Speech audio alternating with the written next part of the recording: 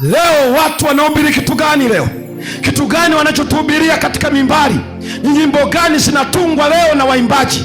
Yaani kanisa hili linao mzigo wa ujumbe wa malaika watatu. Leo zinatunga nyimbo, ndio msalimia watu, maana ndio watakayo kuzika. Pumba gani hizi? Pumba gani? Kwani wale wanaoimba zile nyimbo, ombea adui yako ili utakapoishi siku nyingi, utakapofanikiwa ajionee mwenyewe. Hizo si taarabu, si mipasho hiyo. Yaani unamwombea adui ili aje akuone utakapokuwa umebarikiwa. Kwa hiyo unapeleka vijembe ama nyimbo. Leo nenda uangalie ujumbe wa malaika watatu ambao ndio Bwana ameuita katika kipindi cha mwisho, utakaotenganisha ngano na magugu, utakaoandaa watu kwa kuja Yesu mara ya pili, kabla hajafika kwenye kilele tunakoelekea, kwamba dini itaongoza serikali kabla Yesu hajaja mara ya pili. Yesu anasema mkiaona hayo, Biblia inaeleza mwana wa Adamu yuko mlangoni. Tuna ujumbe gani siku hizi? Watunzi wa nyimbo wanatunga nyimbo gani siku hizi? Na ni mpaka usome ujue tunao mzigo katika kanisa hili, ujumbe unaohubiriwa. Tunajua mafanikio ni jambo zuri, ndio, lakini ni ujumbe kweli ambao ameweka mabegani. Tunajua watu wanahitaji wafanye kazi, sawa. Tunajua Yesu anabariki kazi ya mikono, ndio, ila uhakikisha ya kwamba Yesu yuaja tena. Ujumbe wa malaika watatu, mcheni Mungu na kumtukuza, umeanguka Babeli. Yeyote atakayepokea ama mnyama, huu ndio mzigo wa kanisa hili kabla Yesu ajaja mara ya pili, na sio kitu kingine. Habari njema ya ufalme itahubiriwa ulimwenguni. Huu ndio ujumbe utakaoleta toba, utakaoleta uamsho, utakaotikisa masikio ya wakazi wa dunia na kuandaa watu wakichukua hatua moja baada ya nyingine. Na Paulo aliandika, siku hiyo haiji mpaka kwanza yeye huyu mkuu wa uasi atakapokuja. Hiyo iandike, tutasoma kwa muda wako, ile Wathesalonike ya pili sura ile ya pili aya ya kwanza hadi ya 10, ambaye Bwana atamuua kwa pumzi ya kinywa chake. Yaani atakaye kuja kuondoa hii nguvu ya kidini inayotawala dunia, kuja kwa Yesu mara ya pili. Mchana huu wa leo Biblia inatueleza mtakapoona majeshi yamezunguka, mtakapoona chukizo haribifu, mtakapoona lilo neno na Danieli asomaye na afahamu.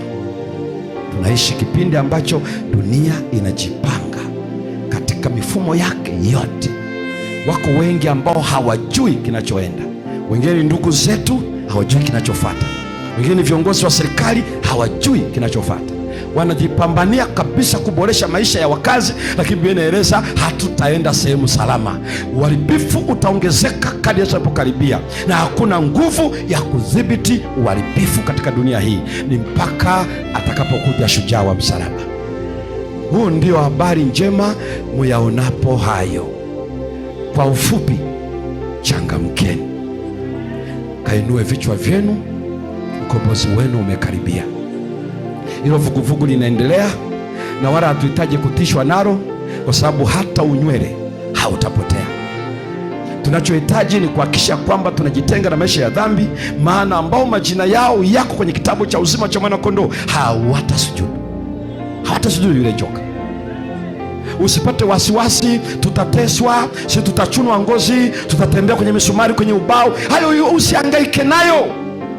Kinachohitajika kwako na mimi ni kwamba watakase kwa ile kweli. Danieli amesema wengi watajitakasa na kujisafisha na kujifanya weupe, ila wabaya wataendelea kwenye uasi.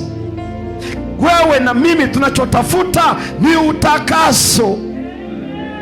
Yeye kuhani mkuu atatuandika, yeye atatutamka ya kwamba hawa damu yangu imewatakasa. Leta mtutu, leta risasi, leta upanga, leta mateso, hawatasujudu. Kwa hiyo kama kuna kitu cha kuogopa, ni dhambi peke yake, si hayo mengine. Tunajua Jumapili inatangazwa, tunaelewa kabisa ya kwamba watu hawatauza, hawatanunua. Tunaelewa kwamba serikali za dunia zitatamka na kutekeleza maamuzi ya dini ya Rumi. Tunaelewa, na tunaelewa ya kwamba hayo yote yatafanyika, hali itakuwa sio shwari kwa waaminifu wa Bwana. Tunaelewa, ila tuna habari njema, tutawekewa muhuri. Tutawekewa muhuri. Tuna habari njema pia, kuna mapigo 7 ya Mungu kwa wote wasio na muhuri wake. Tunaelewa pia, katikati ya kipindi hicho mbingu zitakunjwa kama ukurasa na shujaa atashuka.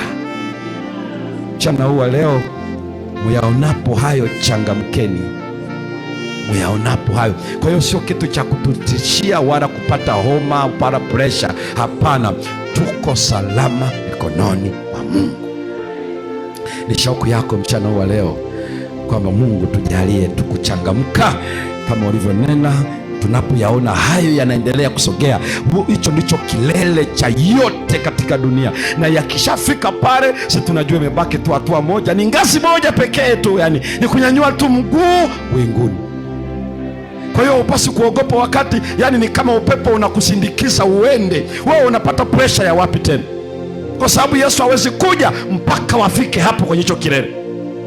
Pamoja na kwamba wameandaa mateso, watatesa watu wa Bwana. Ngoja niwaambie kitu, ndugu zangu wapendwa, ukiwa mwaminifu kwa Bwana, huo ni upepo unaokusindikiza kwenda nyumbani. Yaani unaposema Yesu uje twende nyumbani, hawezi kuja mpaka hiyo ije. Maana yake ukiona wanakorofisha hayo, ukiona kazini vikao vyote siku ya Sabato, ukiona interview ya watu ajira siku ya Sabato, ukiona vyuoni mitihani siku ya Sabato, ukienda huko JKT siku ya Sabato, hapa ndipo Shadraka, Meshaki na Abednego lazima wawe na uti wa mgongo kabla hawajasema ndio ama hapana mbele ya upanga. Hii ni bado ni msosi peke yake, bado ni tumbo. Halafu tunajiharishia bado ni tumbo peke yake.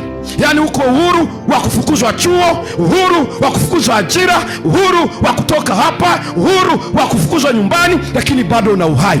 Bado sheria za nchi yetu zinahifadhi maamuzi yako. Bado katiba inatambua uhuru wa ibada. Bado katiba inakusema, bado katiba inakujadili, bado katiba inakukumbatia. Bado tunajiharishia kufanya maamuzi kwa sababu ya ajira, kwa sababu ya biashara, kwa sababu ya ugonjwa, kwa sababu ya hiki. Hivi ikifika kwamba ni ndio ama hapana, na mbele kuna moto, tutafanyaje? Maana yake maisha haya tunayoishi ni muda wa kesheni. Kesheni. Usifikiri alichowaambia Petro na mitume wakapuuzia. Walipuuzia kilichokuwa mbele yao. Yesu anawasihi, kesheni, usiingie majaribuni. Wakapuuzia. Matokeo walikimbia, waliogopa kifo, waliogopa upanga. Sikiliza ndugu zangu wapendwa, tukipuuzia maandalizi yetu ya wakati huu, hakuna cha usomi, hakuna cha uchungaji, hakuna cha uzee wa kanisa, hakuna cha miaka mingi ndani ya kanisa. Hii sio vita ya akili ya mwanadamu, ni kujisalimisha kwa Yesu Kristo. Watakaokuwa na Yesu pekee ndio watakaosimama. Hawana hofu kwenye vita, kwenye njaa, kwenye magonjwa, kwenye mateso, kwa sababu wanajua huo ni mwendo kutoka vileleni kwenda umilele. Kama ni shauku yako mchana huu wa leo, simama pale ulipo.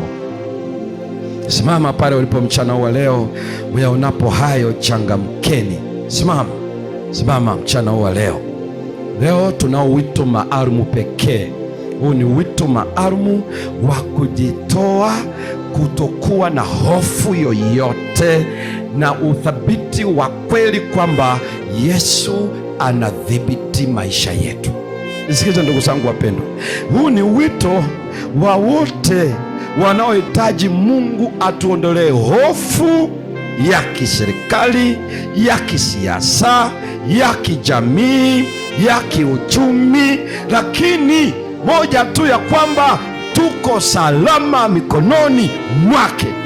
Huu ni wito wanaoitwa kuzungumza na kuishi ujumbe wa malaika watatu, ndio tu pekee utakaomalizika na wingu linaonekana. Siku zangu na siku zako, kwa kuwa bado tuko nazo, tunaweza kukabidhi maisha hayo, maisha yasiyo na hofu yoyote, bila hofu yoyote, yenye utulivu wa kweli maishani mwetu, lakini maisha ya kumtumikia Yesu na ujumbe wa malaika watatu.